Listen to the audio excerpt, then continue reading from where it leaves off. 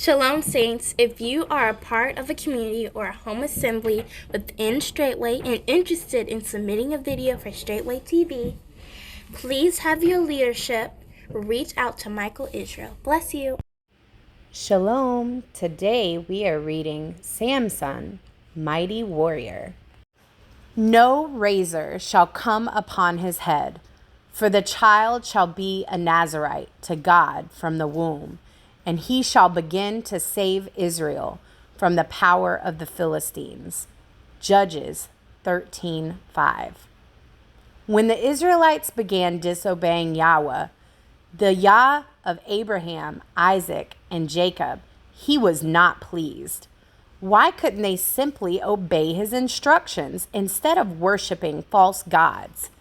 He decided to punish the Israelites by sending the fearsome Philistines to oppress them.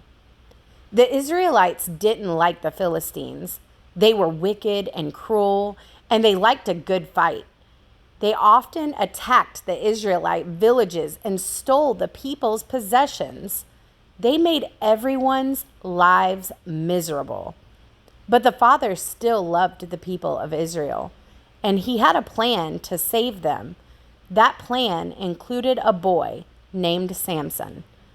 He would grow up to be a mighty warrior who would help save the Israelites from the Philistines.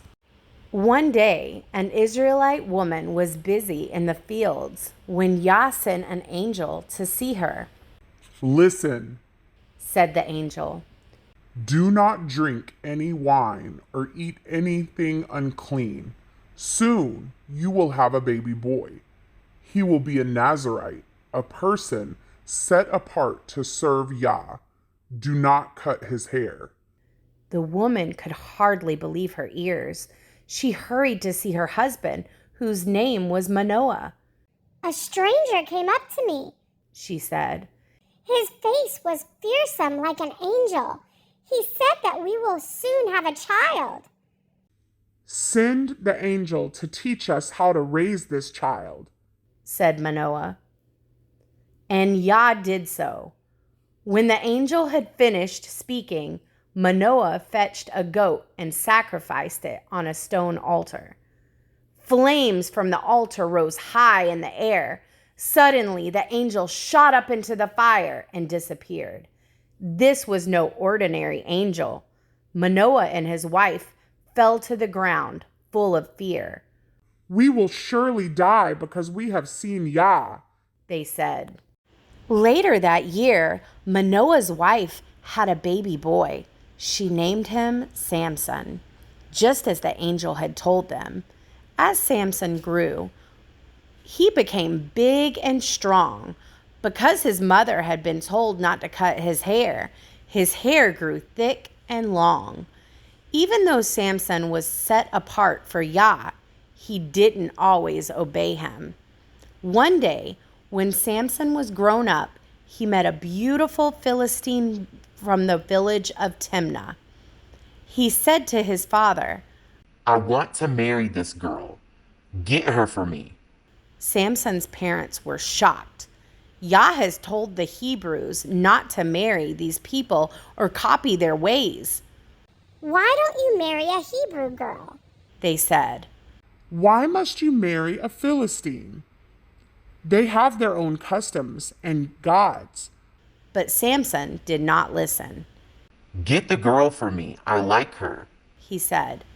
Little did Samson's parents know that Yah wanted this to happen to create trouble with the Philistines. Together, Samson and his parents set out to meet the Philistine girl and make plans for the wedding. In those days, a wedding feast lasted 7 days, so there was plenty to organize. Near Timna, they came to a vineyard bursting with grapes. Because of his Nazarite vow, Samson could not eat or drink anything made from grapes, including raisins and wine. He took a different dirt path than his parents. Suddenly, a young lion leaped out from the vines.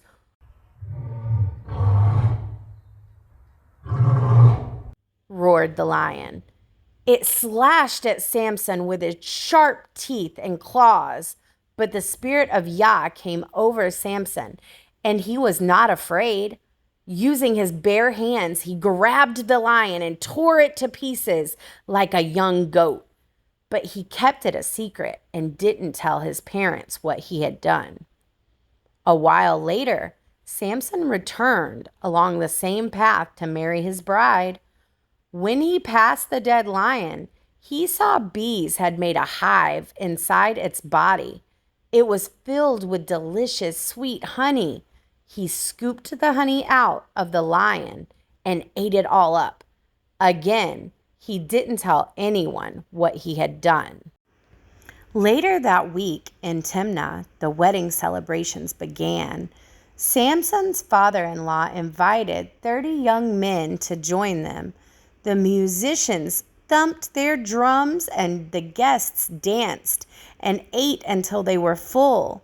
To pass time, Samson told them a riddle. Vayom lakam miha ochol yatsa matol yumi az yatsa matol. Which meant, out of the eater came food, out of the strong came sweetness. If you can solve this riddle, said Samson, I will give you 30 sets of fine clothes. If you cannot solve it, you must give me 30 sets of clothing. For 3 days, the young men tried to solve the riddle, but no matter how hard they tried, they could not find the answer. Glaring at Samson's bride, they said, This Israelite is making us look like fools. Get us the answer, or we will burn down your father's house and you in it. Samson's frightened bride threw herself in front of him. You must give me the answer to the riddle, she cried. Samson's answer was no, but after a few days, Samson's ears grew tired of listening to her cry. He gave her the answer, and in turn, she told the wedding guests. The guests laughed all evening at their good fortune. They went to Samson and said, What is sweeter than honey? And what is stronger than a lion? Samson's eyes blazed with anger. He knew he had been tricked. If you hadn't plowed with my heifer, you would not know the answer to my riddle, he thundered. The spirit of Yah came over Samson again. Flexing his bulging muscles, he marched to a nearby town and killed 30 Philistines and gave their clothes to the wedding guests. Then he strode back home without his bride. Samson's battle with the Philistines had begun. Around the feast of Shavuot, when the wheat was ready to harvest, Samson went back to Timna to find his bride. But she was married to someone else. You ran away, so I gave my daughter to another man, said her father. Have her younger sister. She's even prettier. Samson roared with anger. How dare his bride marry someone else? He decided to teach the Philistines a lesson. Catching 300 foxes, he put them in pairs and tied burning torches to their tails. The foxes raced through the fields in a panic, setting fire to everything on sight. All the wheat was burned to blackened ashes. When the farmers saw their emptied fields, they were furious. Samson has destroyed our crops, they shouted. And this is his father-in-law's fault. They found Samson's bride and her father and burned them both to death. Samson was even angrier than before. He attacked the Philistines in revenge and killed many men. Then he fled to the Israelite town of Lechi and hid in a rocky cave. Determined to get Samson, the Philistines sent soldiers to Lechi to find him.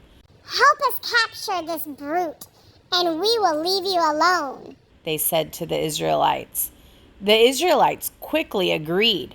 They were tired of the trouble Samson was causing. The Israelites knew Samson was big and strong. They sent 3,000 men to the cave to find him. When they reached the cave, they said to Samson, "What are you doing to us? The Philistines are our rulers. We must hand you over to them before you cause more trouble." They tied him up with new ropes and marched him back to Lehi.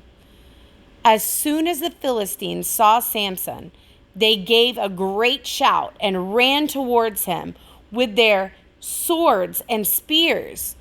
But Samson was ready to fight.